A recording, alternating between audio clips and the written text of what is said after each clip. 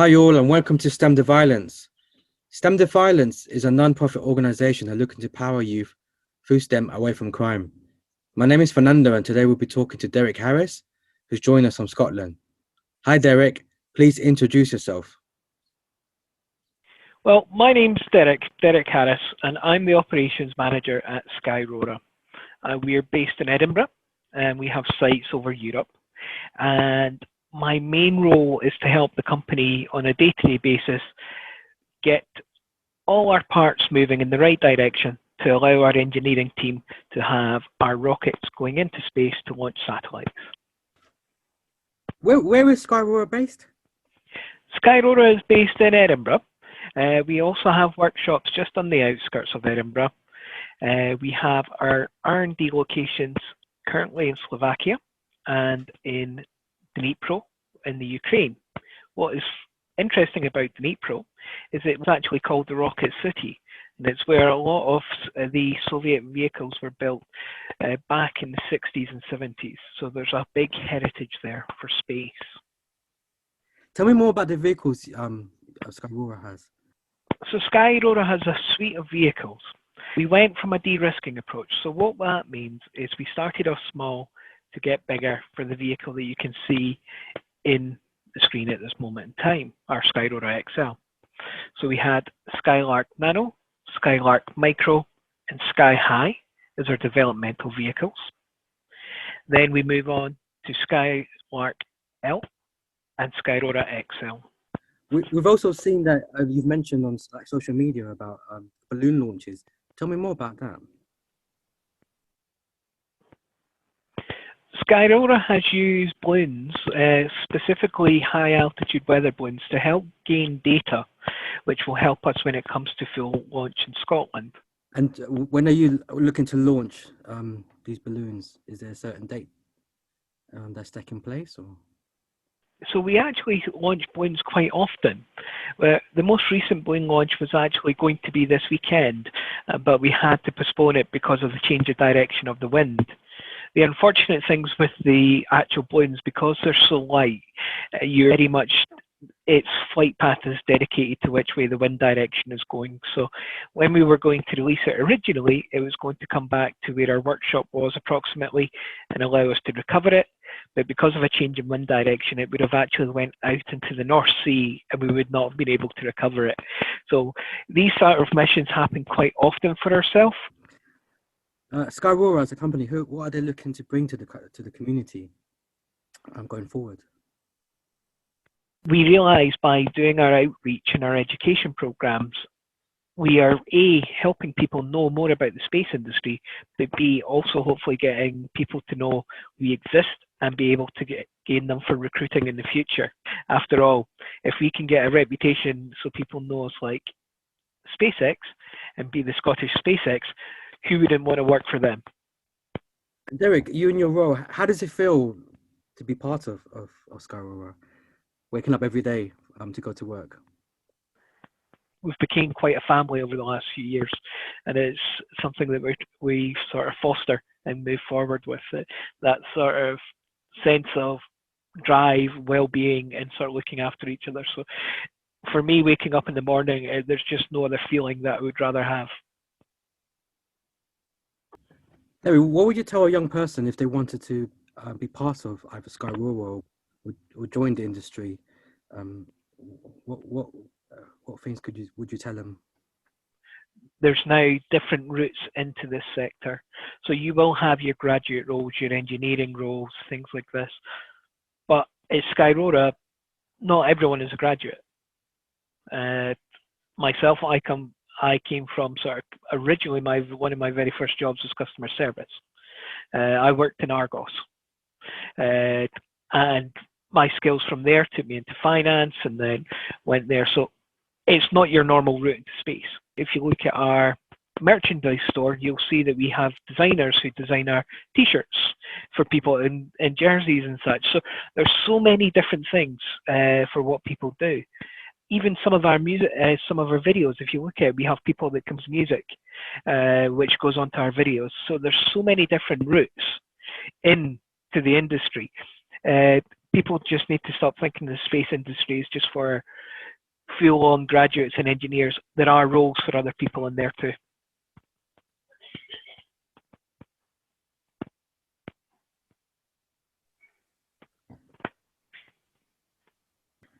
Derek, what personal qualities would say Skyrora look in a person?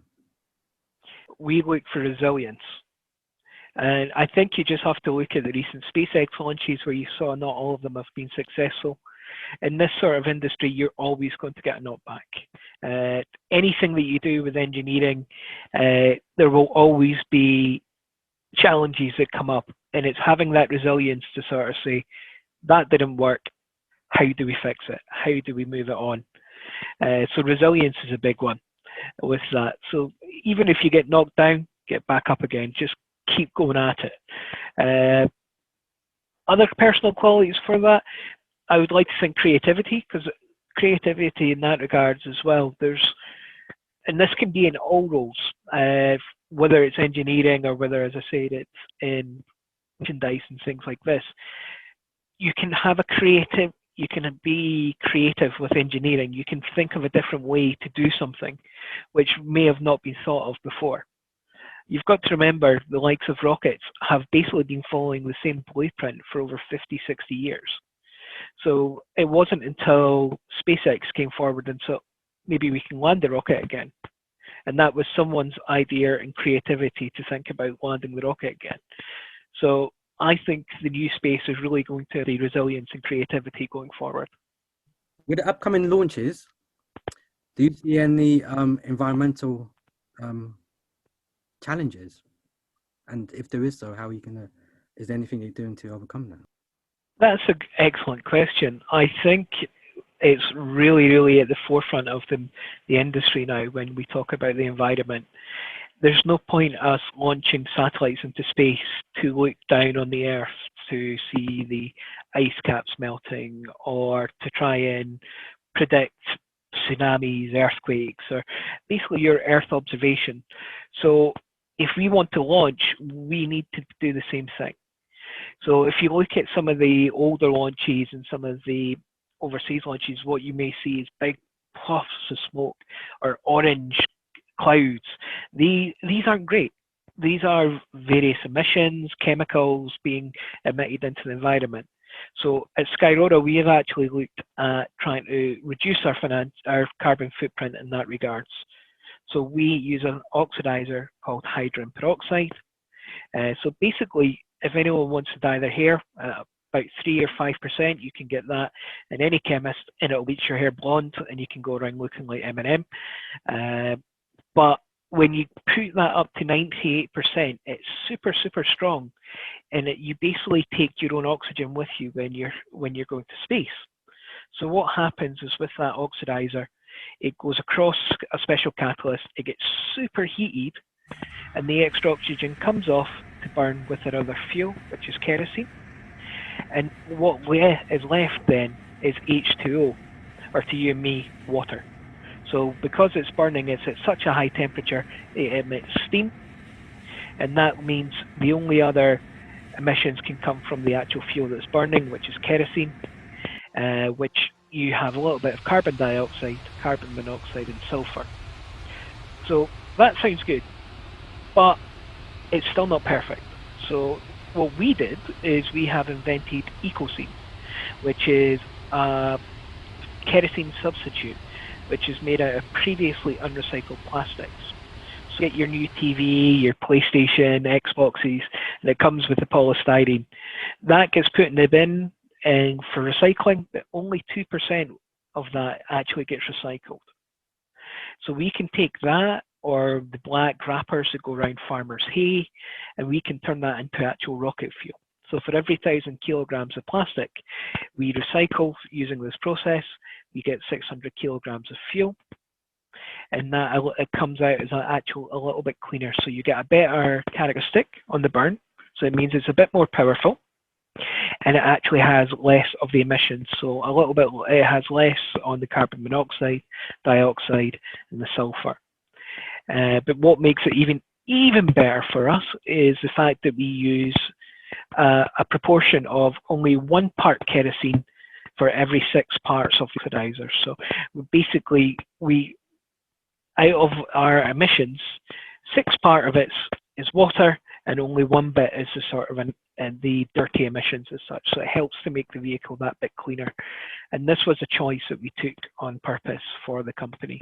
Space will have a big push on the way of the environment going forward, not just with the satellites sort of looking down on it for Earth observation, but I believe with the United Nations sustainability goals, 13 out of 17 require SAT data to meet their main KPIs. It has to happen. What's the best way of being able to find out, the news from Skyrora? Yeah, if people want to find out more about Skyrora, we have our Facebook, Instagram, Twitter accounts.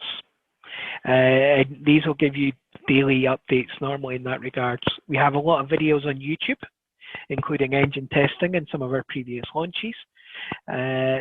What would you tell a young person out there who probably doesn't believe that there's space out there? What would your words be to them? So yeah, you'd be very surprised at the amount of people that actually ask us about the Earth being flat and similar sort of alternative views. I think the biggest thing is it's great to see people being inquisitive. People should ask questions. They should ask questions of their teachers, they should ask questions of their police officers, of their community, to try and find the truth of all aspects. But if you're going to be inquisitive, you also need to do it in the right way. So it means if someone gives you an answer, you have to listen to what they say. You can't just completely ignore what they say because it doesn't fit in with what you want to hear. So asking questions is great. You just have to be able to be respectful. And if you're respectful and listen to other people's point of view, you can then learn a lot more. You may still come out at the end not agreeing with what they say, but that's how you learn and that's how you move forward. So I would say that's the most important thing. Derek, have you got any videos that you can show us of the work that you guys are doing?